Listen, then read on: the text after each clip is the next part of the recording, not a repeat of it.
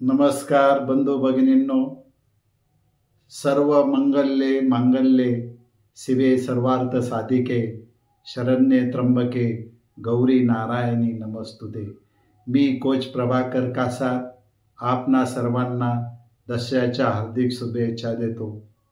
दसरा हा सण आपल्या कुटुंबियांमध्ये सुख समृद्धी भरभराटी आरोग्य देवो ही ईश्वरचरणी प्रार्थना करतो।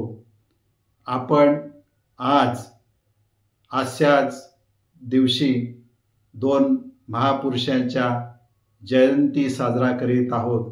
ते दोन महापुरुष म्हणजे पहिले महात्मा गांधी होय आणि दुसरे लाल बहादूर शास्त्री होय।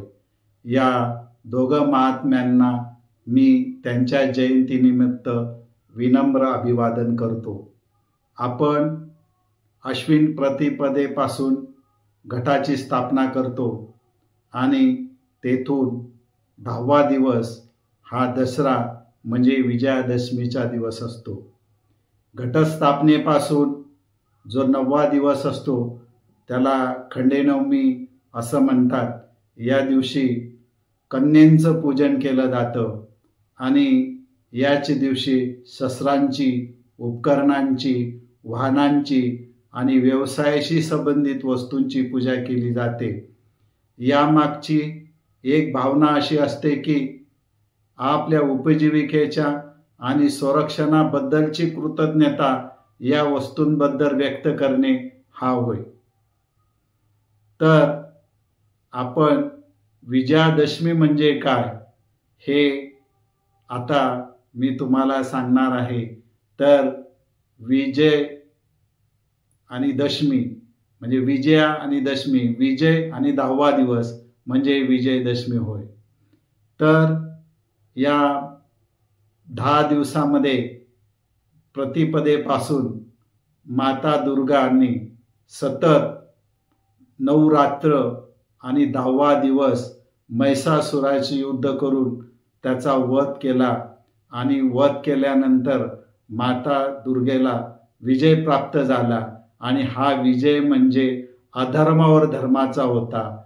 तसेच याच दिवशी म्हणजे घटस्थापनेपासून 9 दिवसापर्यंत श्रीरामांनी देवींची प्रार्थना केली आणि 10व्या दिवशी रावणाचा वध केला आणि श्रीरामांना विजय प्राप्त झाला आणि हा विजय म्हणजे असत्यावर सत्याचा होता। तसेच याच दिवशी म्हणजे दसऱ्याच्या दिवशी विजयादशमीच्या दिवशी पांडवांची वनवासातून मुक्तता झाली आणि त्यांनी जी लपून ठेवलेली शस्त्रास्त्र होती ती त्यांना परत मिळाली। तो दिवस म्हणजे विजयादशमीचा दिवस होता। तर दसरा हा दिवस अत्यंत पवित्र मानल्या गेलेला 3.5 मुहूर्तांपैकी हा एक मुहूर्त आहे। या दिवशी आपण सोनं घेतो, वाहनांची खरेदी करतो, विविध दुकानांचे स्थापना या दिवशी केली जाते, बांधकामांचे भूमिपूजन केले जातात आणि झालेल्या बांधकामांची पूजा केली जाते। म्हणून हा पवित्र दिवस मानला जातो आणि या दिवशी त्या कामांची सुरुवात होते। याच दिवशी आपण सीमा उल्लंघन सुद्धा करत असतो। सीमा उल्लंघन म्हणजे नेमकं काय तर पूर्वी राजे महाराजे विविध मोहिमांवर जात असत। त्यांचा शुभ मुहूर्ताचा दिवस हा दसरा असायचा म्हणून या दिवशी सीमा उल्लंघन आपण करत असतो। तसेच याच दिवशी आपण सरस्वती मातेची पूजा सुद्धा करतात।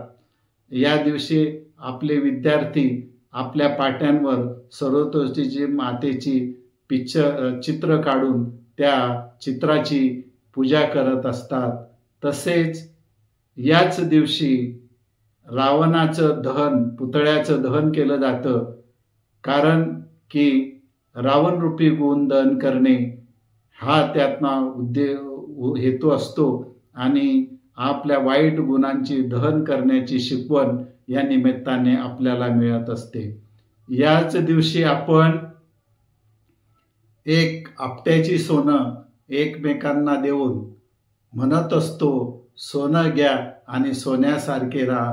म्हणजे हे सोन्याची पानं, आपट्याची पानं एकमेकांना प्रदान केल्याने घरात धनसमृद्धी आणि यश येते।